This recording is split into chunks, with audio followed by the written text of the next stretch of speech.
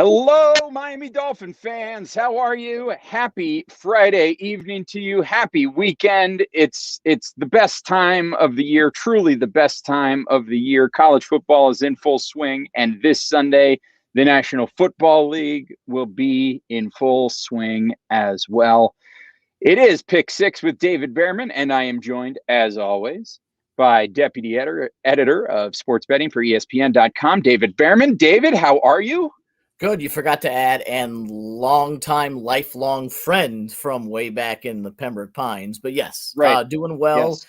Watched last night's game. It was exciting to see the NFL back in action. I know we've had a couple of weeks of college football, but it's here. Whenever you have a weekend where you're going to have college football on NFL football on Thursday, college football Friday, Saturday, NFL coverage on Sunday, and of course, shameless plug, Monday Night Football on ESPN. On Monday night, Ravens and Raiders. That means we're here. And then it's weird to say, but then there's 18 weeks of it, not 17 weeks of it. Yeah. And then the playoffs. So there hasn't been 18 weeks of NFL football since that year that they threw in the two byes. I think, which was a wild time. But yeah, it's exciting. It's exciting. And if you're like a true hardcore sports fan, there is no better time because, I mean, you can wake up on the East Coast, you wake up at 7 a.m. with Premier League and you're going all day long. You know, you got college football into the wee hours of the morning, especially if Hawaii's playing at home. You know, it's a beautiful thing. There's football going on almost 24 hours. There is sports to watch. So it's exciting. It is, and I'm looking forward to football. I love that. I was right before we went live here. I just wrapped recording the newest episode of the Same Old Dolphins Show, which will be hitting the DolphinsTalk YouTube channel here in, a few hours or so. So make sure if you haven't done so already that you subscribe to the channel, like this video, share it, tell everybody. Helps spread the word. We appreciate that. But I was telling the brain, I was like, this is really it's football Christmas. It's football Christmas, and we're excited about it. And if you got young kids, you'll wake up tomorrow morning and you'll have your daughter do cheerleading and then your son do a football jamboree where they're going to play the other 5 teams a million times. And then you get home and the Gators are playing and the Dolphins are playing. And it's just, football. It's great. Yeah, it's an exciting time. And so we're going to dive in as we're going to be doing on a regular basis here on Pick Six. It's a new show. It's only the second episode of the program. But basically what we're going to do every week is that we're going to break down the Miami Dolphins upcoming game.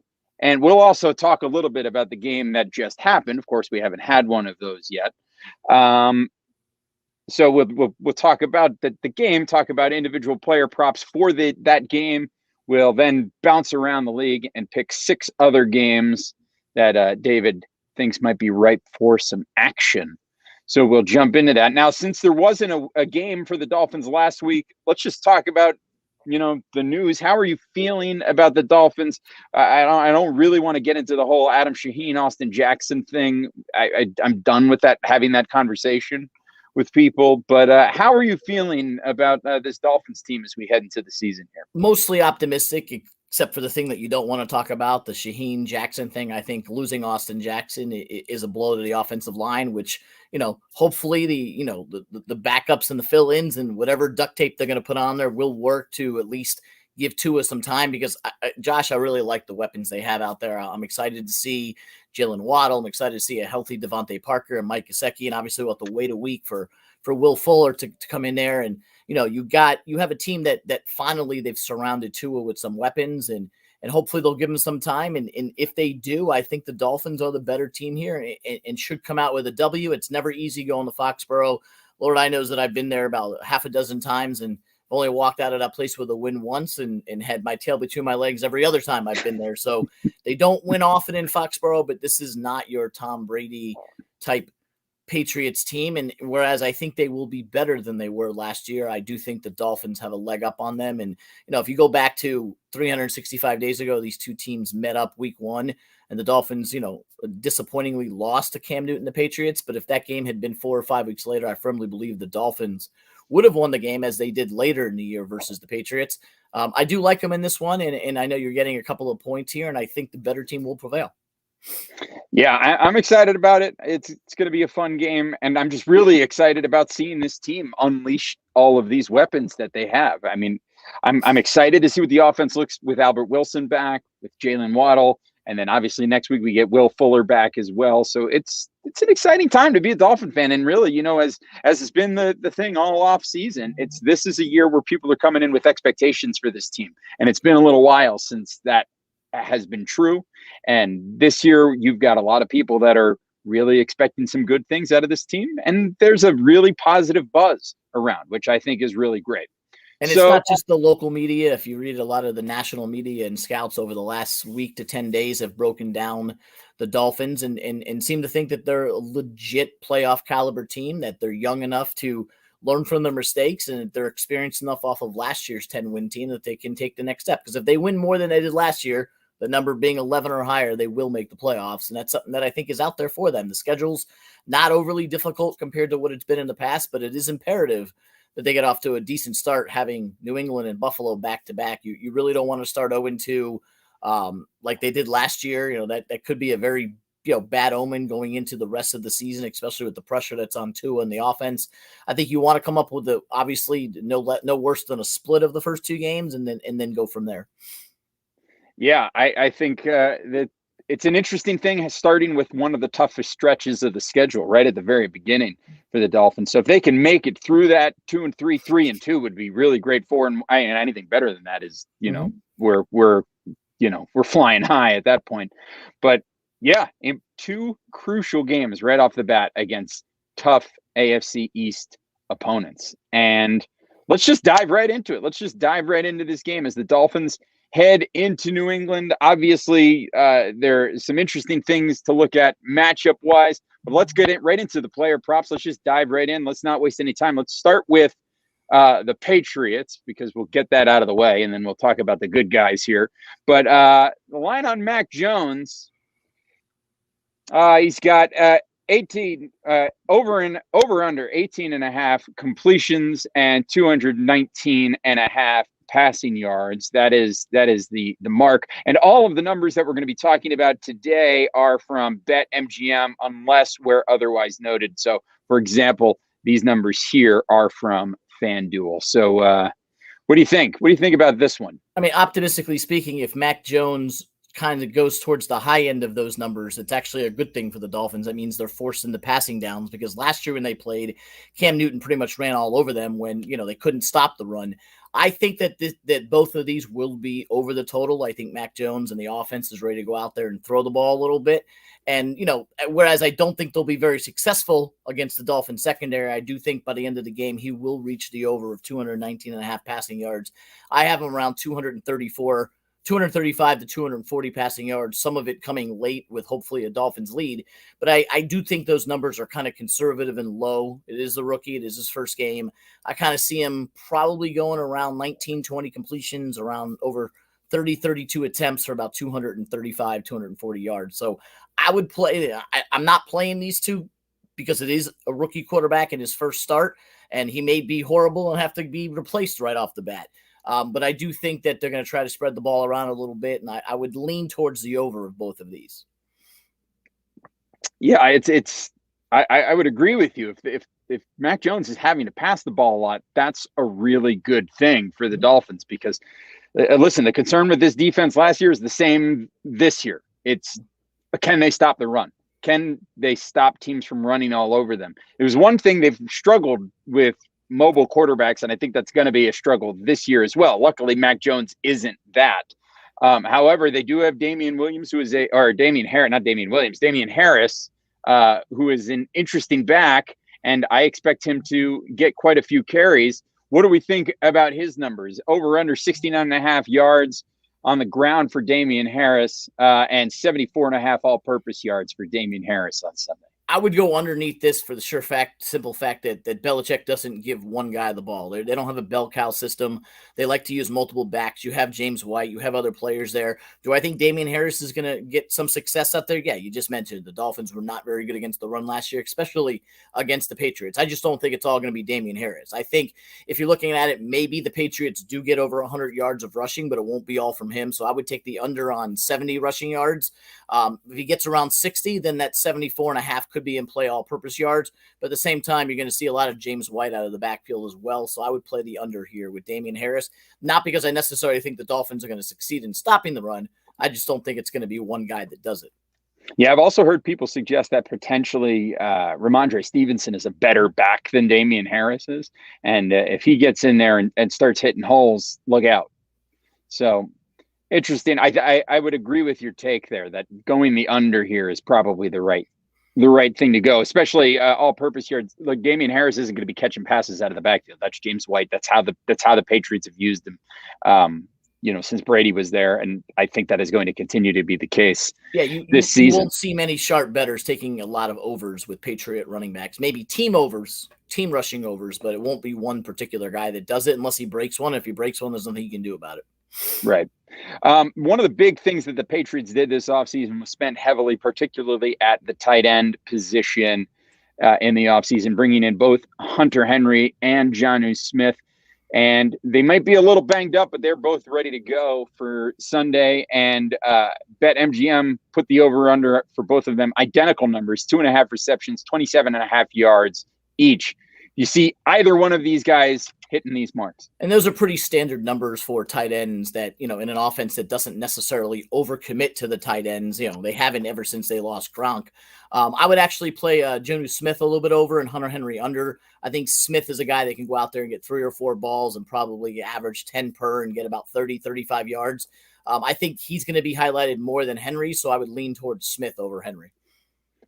Interesting. Yeah, he seems to be the one that people are liking a little bit, particularly. I mean, on the fantasy side, listen, if you're getting stuck with a New England tight end, whatever, that just means you valued other positions in the draft, and that's fine. There's nothing wrong with that. But yeah, I'm seeing much more of people having shares of Jonnu Smith than people having shares of Hunter Henry. Let's put it that way.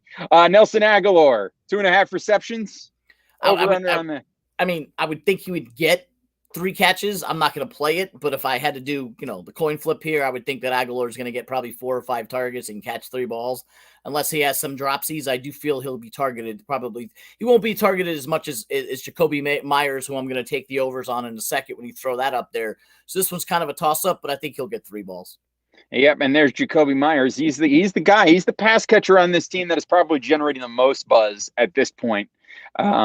Over under 3.5 receptions, 49.5 yards. You think he'll hit the over on both? Yeah, I have him at about 5 for 60. I think he's the type of guy who's going to get the ball thrown his way often. He is the playmaker on the team, and I see Mac Jones relying on him a little bit. And I would venture to believe he'll get at least 5 catches in this game, and I do like the over there. Great. And then let's take a look here then at the Dolphins. What are the Dolphins going to do when they've got the ball? What kind of numbers are they going to put up? We'll start, of course, with the quarterback. This is the guy. The Dolphins are looking to see him perform. This is a season about making Tua stake his claim to being the franchise quarterback for the Miami Dolphins. Can he do it? Over under 21.5 completions, 235.5 passing yards, and we'll even throw in 13.5 rushing yards for Tua. What do you think? I actually think these are pretty fair numbers. This is about where I would put them. And of course, if he doesn't hit those numbers, that means the Dolphins have had some success on the ground if they're not throwing a lot, or the opposite. They haven't had the ball at all game. Yeah.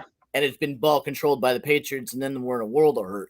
I think Tua is gonna throw the ball, and they're not going to rely too much on the rushing game. I would see him between 20 and 22 completions. So I think 21.5 is pretty much right at what it should be. Lean a little bit towards the over there. And I have him at about 250 passing yards. So I do think that I would play the over a little bit on Tua. It's not something that I would spend a lot of money on because these numbers are very, very fair to where I think it would be. As far as 13.5, Tua is not in there to run the ball, but all he needs to do is break one to hit that 13.5. It's not something that I would play, but it's a fair number.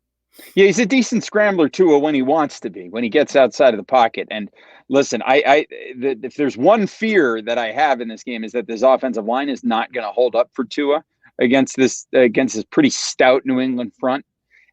So worried about that, but that's one of the keys is keeping Tua clean in this game for the Dolphins offensive line.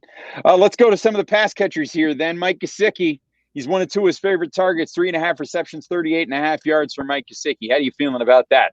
I do think Katseki can get 4 or 5 balls. I'm not too excited about 38.5 yards because, as you've seen in the past, Tua likes to dump it off a little bit, 6 and 7 yard plays here and there. And with all the different weapons they have, if I was going to play Gesicki over yards, it would be now before Will Fuller comes back and Waddle is perfect in the offense, more reps. For this game, I would probably take 4 catches for about 35 yards. I'd play the over in catches, but I would play the under in the yards. I just don't see him getting a lot of yak out there. He hasn't separated himself much. If he can get some separation, you could get a 15 to 20 yard game to hit that over, but I'm not banking on that. I think Gesicki is good for probably 3 or 4 catches and about 30 to 35 yards. I like it. Devontae Parker, 3.5 receptions, 44.5 yards. If Devontae Parker doesn't get 4 balls or more in a game where Will Fuller is not available and Jalen Waddle has yet to play an NFL game, then the Dolphins are going to be in trouble. So I'm going to play the over on both of these at 3.5 receptions and 44.5 yards because they got to get him involved. And here's a guy that realistically should have 6 or 7 catches for about 80 yards. I don't think he'll get that high, but I would play the over on both these numbers. Yeah, I like the argument that the Patriots are a little bit thin at secondary right now. They're a little bit banged up back there. Not going to have Stephon Gilmore for this. So that leaves them without their number 1 corner. So that's J.C. Jackson going to be back there. If there's only so many guys he's going to be able to cover. Where are you going to put him? Are you putting him on Devontae Parker? Well, then what does that mean for Albert Wilson? What does that mean for Jalen Waddle? What does that mean for Mike Gesicki? Because Gesicki's really a slot receiver. He's when he's out there, that's what he does. So interesting possibilities. And that's the kind of thing that makes your mouth water as a Miami Dolphin fan is the idea of seeing these guys out there. Let's talk about one more pass catcher. That's Jalen Waddle. It gave him FanDuel gives him an over under 35.5 receiving yards. I know which way I'm leaning on this one, but I'm curious to hear your thoughts. I would pass on this one because you don't know how involved he's going to be in the offense. But if you had to choose a side, I would choose the over only because if they do get Waddle in space, he's going to break a 15 to 20 yard gain, and that would cover a majority of the 35.5. I could easily see Waddle going 2 for 40 or 3 for 50 with breaking 1 for a little bit, something where they get him in space because that's what he does. Jalen Waddle is not the guy who's going to get your 5 and 6 yard catch like we've seen other Dolphins do in the past. I think this is a guy that if he's going to get the ball, you watch CeeDee Lamb the other night have back-to-back 22-yard catches. That's where Jalen Waddle is going to be most effective. And if he catches 1 or 2 of those, then you'll hit the over. Yeah, and it's going to be beautiful, and we're all going to be very, very happy about it. All right, last individual player prop here for the Dolphins. Myles Gaskin, 2.5 receptions, 19.5 receiving yards, and 44.5 rushing yards. They're saying 68.5 all-purpose. What do you think about these numbers for Gaskin? I think he's going up against a very tough Patriots defense that I think, and we'll get to the game in a second, that most likely is going to be a low-scoring game. I will take Gaskin over catches. He's a guy who gets, if you look at the end of if you actually look at the games that Gaskin played in last year, he averaged about 4 catches a game on 5 targets. That would put him over the 2.5, but I'm not going to take him over the rushing yards because I don't think the Dolphins are going to have that much success on the ground. Not to mention they're going to be working in Malcolm Brown and other running backs. So I think Gaskin's going to get 3 or 4 catches, probably for about 25 to 30 yards in the air, but probably go for 10 or 11 rushes for maybe about 40 or 42 yards. So I'm not going to be playing the over there. Yeah, Tua definitely likes checking down to Gaskin. He's available for that, and he's been able to have some success with that. And Gaskin has been shifty enough to turn that into something after the fact. Let's put it this way. I have Gaskin on my 2-point PPR fantasy team as an RB2, and I didn't take him for 100 yards rushing. I took him for the 4 or 5 catches is why I drafted him. 2-point PPR, huh? Yeah. Aggressive. It's the wave of the future.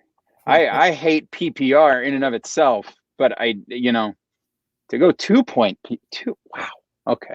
Anyway, that's a conversation for another day. Let's take a look at the line on the game. Let's take a look at the spread. The spread is 3 right now. The over/under in the game, 43.5 points. Here we go. Moment of truth time. I mean, this is basically even, right? Because you get the 3 points for playing at home. This is basically an even matchup. It's pretty much an even matchup, and if you look at all the prognostications of the two teams, everybody has them about equal, 9.5 to 10 wins, both battling for a wild card spot in the number 2 spot in the AFC East behind the Buffalo Bills, and that's pretty much what the line should be. I actually like the under in this game. I'm going to play. It's in the column. If you go to ESPN Chalk, you'll see my write-up on it. 43.5 under, and I'll tell you why. Last year, these two teams played in 2 games, 22-12 and 21-11. Neither one came close to going over the total. You had basically last year's Dolphin offense, although it wasn't Tua early, but it was Tua late. And you had Fitzpatrick in the first game, struggled to move the ball a little bit, played tough with defense. And they have the Patriots breaking in a rookie quarterback, a strong defense coming back. They return more players on defense than any team in the last 20 years per our sources at Football Outsiders, because of the players that were injured last year and the players that sat out due to COVID restrictions. They will be all back. So I think you have 2 really good defenses. And if I actually look at it, Josh, I look at the Patriots in a way that I looked at the Dolphins last year. Last year, the Dolphins had a rookie quarterback, didn't have any weapons, and had a strong defense. You look at New England this year, rookie quarterback, not many weapons, strong defense. So I see New England doing very similar things that Miami did last year. Put that all together, especially with the fact that Austin Jackson's not playing, and I'm not sure that the Miami offense is going to be as effective as they would have been with a full offensive line. I see it as a low-scoring defensive battle in the neighborhood of last year's 22-12 and 21-11. So I'll just stick with the pattern and call it 23-13 Dolphins. Great. So you're taking the Dolphins there. I like it. Mm-hmm. I like it. I like it a lot. All right. It's now time to bounce around the league and pick 6, our pick 6 bets of the week. We're going to start with the Los Angeles Chargers taking on the Washington football team. The line is pretty thin here. The over/under is 44.5. Where's the action here? I actually like Washington at home. This line has bounced around from Washington getting a point to giving a point. At the end of the day, when you compare these two teams, I actually think Washington's the better team. We talked about the line with the Dolphins a few minutes ago being a 3-point line on the road, making it even.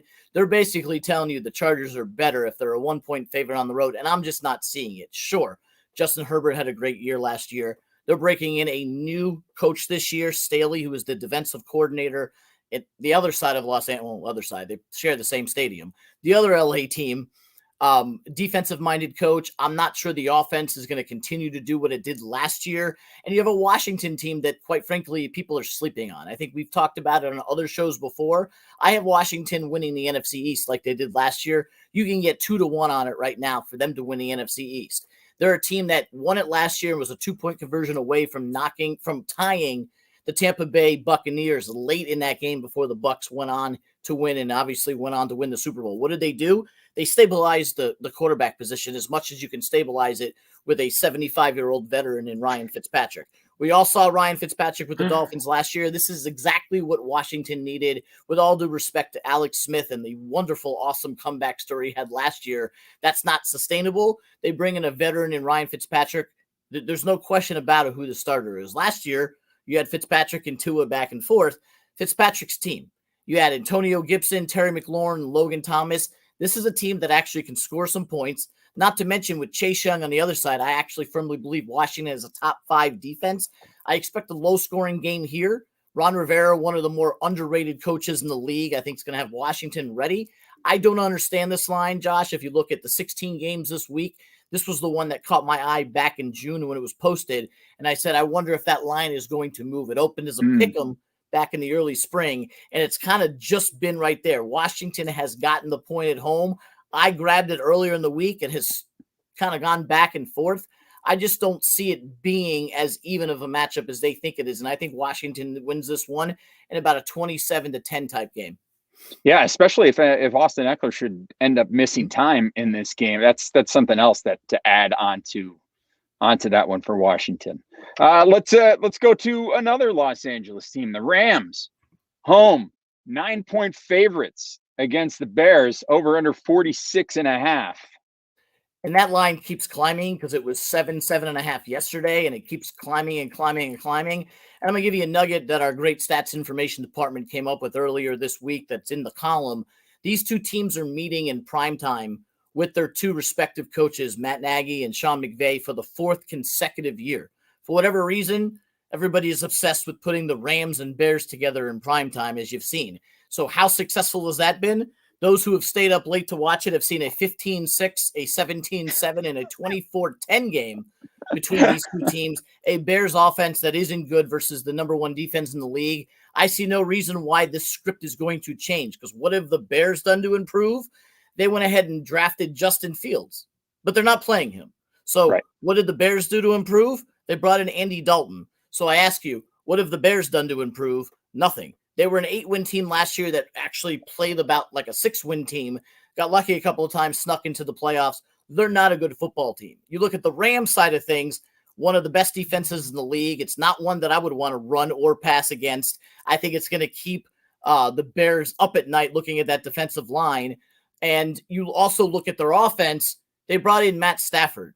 I was unaware that Matt Stafford won any league MVPs or had the Hall of Fame bust in Canton ready when everyone's jumped on the Rams bandwagon this offseason. It's still Matt Stafford we're talking about. Cam Akers out for the year. So they're missing their running back. They got Matt Stafford in there. Is Matt Stafford better than Jared Goff? I don't know, maybe. It's not like he led Detroit to 100 straight wins. Your primetime matchup, as exciting as this is, last night you saw Brady and company versus Dak Prescott. Monday night, you'll see Lamar Jackson versus the Raiders. Sunday night, you get Andy Dalton and you get Matt Stafford. If you are awake for the end of the game, you're going to see an under 46.5 is my play, and that's one of my top plays this week that I like on the board. I think it's a little harsh on Matt Stafford, honestly. I mean, there's nothing he can do. He's in Detroit. What is he supposed to do? I mean, did you hear Chris Collinsworth last night? He tried to sell it as good as he could, knowing it was the Sunday night. Well, NFC I mean, God game. bless him. Collinsworth turned right to Michaels and said, I didn't realize how good Matt Stafford is. I really haven't seen him much, but I watched some tape and he's real. Okay. That was your way of being nice and trying to sell a game. This has literally the combined score. The average combined score of the previous three matchups was 26.5. That's 20 points below the posted total. Could they get a pick six, scoop six, kick return, punt return? Sure. That happens all the time.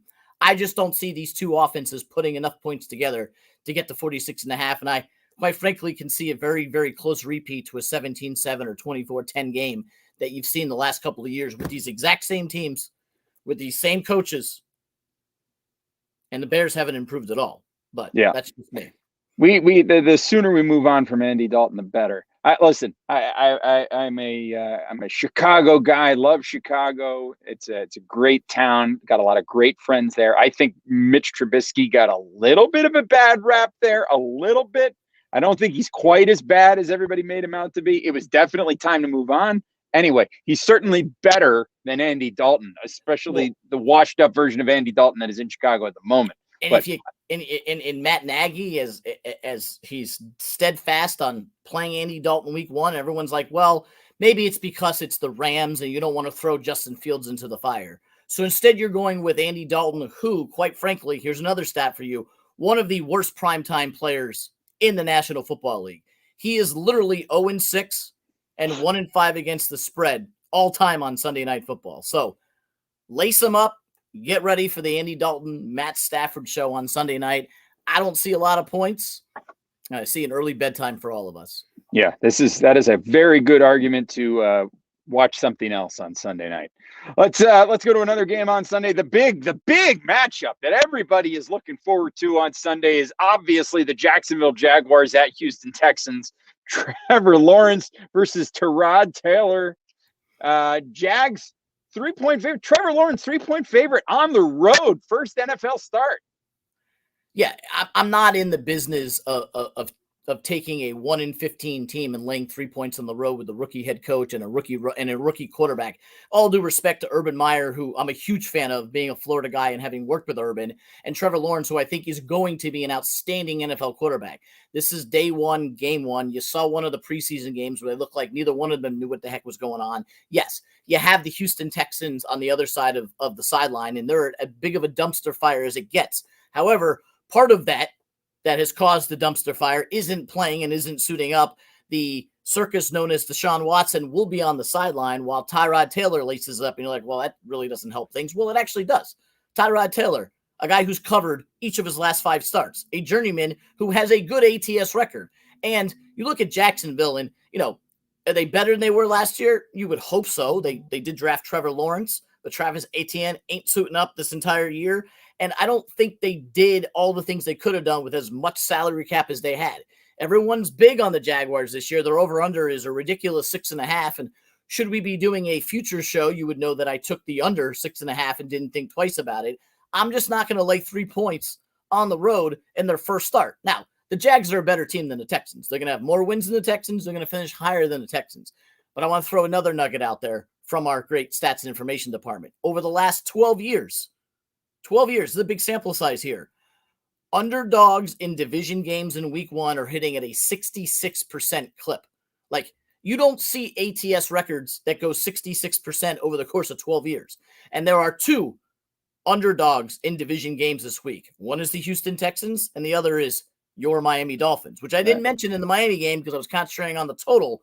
But Houston and Miami in the same boat, division games, last 9 years, it's actually 71%.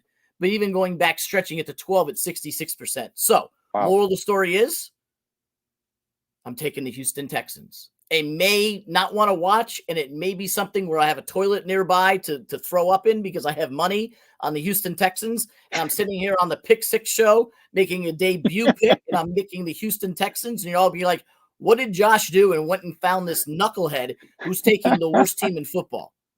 I'm telling you, I'm taking the Houston Texans plus the 3 points. It's going to be a dogfight. I'm just not in the business of laying 3 points with a team that has lost 15 consecutive games and the Jacksonville Jaguars. Rookie head coach. Maybe Urban Meyer is the answer there, but it ain't going to be day one. Trevor Lawrence might be the answer. Who knows day one? I gave you the stat. That stat about division underdogs. By the way, the Jaguars won 1 game last year. Care to guess when and where? It was Indianapolis? Week 1. Yeah. Division game, Indianapolis. Now, how about it? Would have anybody picked the Jacksonville Jaguars to beat Indianapolis in week 1 last year? There were a lot of survivor pools who went right out the window. Yeah. Telling you, division underdogs, week 1, it wins 66% of the time. And the Jaguars' only win last year was in week 1. Houston returns the favor. This game later in the year, I'll probably take Jacksonville, but for week 1, there hasn't been that much success with rookie head coaches, especially ones who are great in college. Steve Spurrier, Pete Carroll, Lou Holtz, Nick Saban. The list goes on and on and on. Matt Rule didn't do great last year. We'll see what happens. Write it down. I'm taking the Houston Texans. Yeah, Pete Carroll did all right for himself. He won himself Eventually, a Super Bowl. not the first time. Right, not the first time. You're right. Fair enough. Minnesota at Cincinnati. The spread is 3. Over-under is 47 on the nose. I figure why stop at just taking the Houston Texans? Let's go find another crappy team to bet on. And oh my, that's the Cincinnati Bengals. I like Cincinnati in this game. I don't think Minnesota is a very good team at all. They had one of the worst defenses in the league last year. They are getting some players back that are now healthy and coming back from sitting out COVID, but they're not necessarily a Mike Zimmer style defense just yet. And it's going to take some time. And as long as Kirk Cousins is on the other side of the field taking snaps for the Minnesota Vikings, I'm not laying 3 points with them.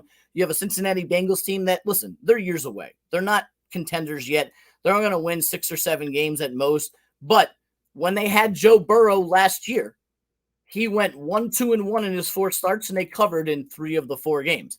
They have Joe Burrow back coming off injury, the hometown guy, season opener. I like the 3 points at home. Not as much as I like the Texans, which I can't believe I keep repeating myself. But the Vikings, very disappointed last year. Wasn't a very good team against the spread late in the year. Cincinnati has their QB1 back. I think they come out fired up. I actually think they win this game outright, but I would understand if you don't want to, don't go run to the bank and back the truck up for the Texans-Bengals parlay. I'm not going there just yet, although I will take it. But I do think the Bengals cover the 3 week 1.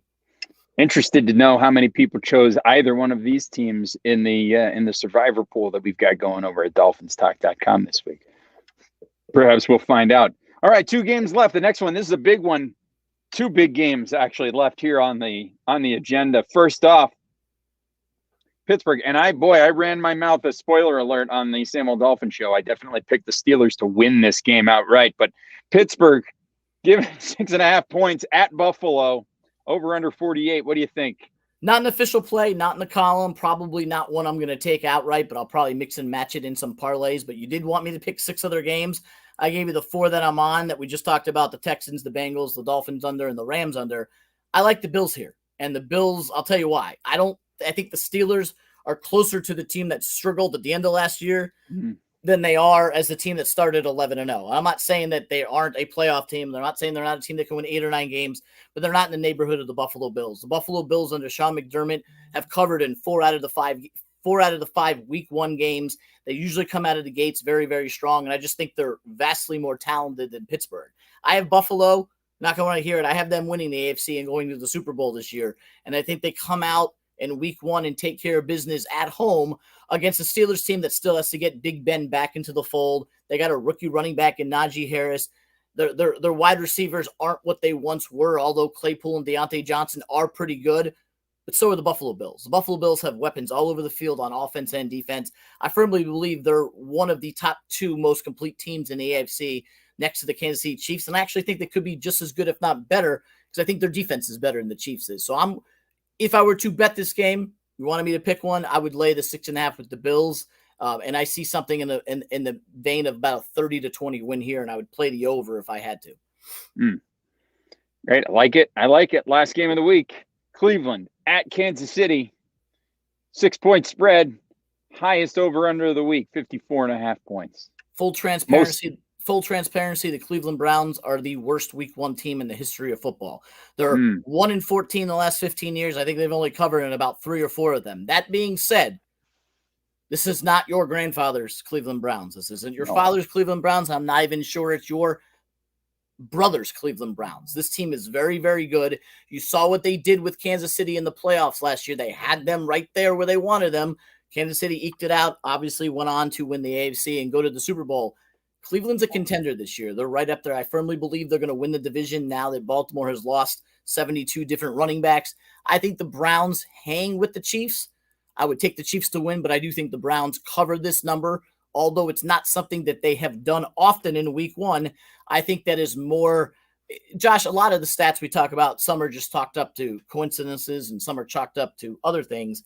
I think there is something to the underdog in a division game narrative. Not so sure there's anything to the Cleveland Browns can't play in week 1 the last 15 years, because keep in mind, there were some years where they didn't win any games. Forget about week 1. Right. They went 0-16. That includes week 1. So give that stat a little bit of a double check and say, all right, this is not the same Cleveland Browns team. I do think they covered this spread and give Kansas City a little bit of sweat there before the Chiefs roll to their win. Yeah, this is the game that I'm going to have on the second screen as I'm watching the Dolphins and the Patriots late Sunday afternoon. That's it. We've made it through all 6 of the games, and we went through the Dolphins game. You picked the Dolphins. It's a beautiful thing. I picked onwards and the under. And you took the under as well. Right. So to remind anybody who's maybe tuning in a little bit late, take the Dolphins and the under on that one. All right. Dave, anything to plug here before we sign off for the evening? Sure. Our NFL picks column up this morning. I've been reading from it tonight. You know what my plays are, but you also have Doug Kazarian, Mike Clay, Anita Marks, Joe Fortenbaugh, Tyler Fulsham, and Aaron Schatz, along with Seth Walder, all in that column on ESPN Chalk, or you can find it on my Twitter at DBearman ESPN. And tomorrow, don't miss it, we're going to debut Mike Clay's NFL player props guide. We're going to do it on a weekly basis. We test drove it during the playoffs last year, and it did pretty well. Stay tuned tomorrow. He'll have his top 10, actually 11, bonus one, top 11 player props to take. So if you're into betting player props, I am. Check out Mike Clay's article tomorrow morning. I'll also tweet it out at some point around a flag football jamboree. Fantastic. Fantastic. I hope it all goes well. I hope they have plenty of Gatorade and that you guys have a good pizza party afterwards. Enjoy that. Enjoy your Saturday. And then on Sunday, everybody enjoy the NFL. I got the Sunday tickets squared away, ready to go, ready for the Game Mix channel at 1 p.m. That's the beautiful thing about the Dolphins playing late, is that you get to just flip around the Game Mix for the morning. And listen, anybody tries to tell you that Red Zone is as good as Sunday Ticket is incorrect. They're incorrect. I've had Sunday Ticket for the last 5 years. I recently moved and gave up Sunday Ticket, and I now have YouTube TV. But the Dolphins are in Foxboro, which means it's going to be on local TV this week. So 4:30 p.m. on my local CBS affiliate. And then next week, I'll worry about what the heck I'm going to do. I think there's a seat for me at Buffalo Wild Wings unless I throw a dish at my house. But we'll find a way to do it. Yeah, get it done. Get it done. Well, everybody, thank you for joining us for another episode of Pick Six. We will be back next week reflecting on the Dolphins-Patriots game and looking ahead to week 2. But until then, take care of yourselves. Happy betting, and we will see you next time. Bye-bye, everybody.